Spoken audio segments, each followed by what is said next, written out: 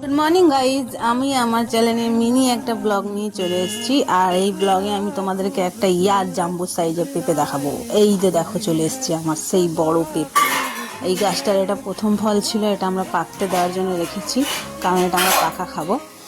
আর এখন আমি একটা ছোট পেঁপে পারবো, দেখতেই পাচ্ছ, খুঁজছি, এই পেয়ে গেছি।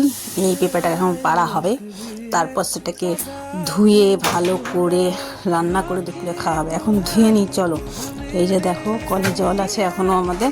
এখন পেঁপেটা আমি ভালো করে রগড়ে রগড়ে ধোবো, আর ধোয়া হয়ে গেলে সেটাকে দুপুরবেলা রান্না হবে ভালো করে মশলা ফসলা দিয়ে।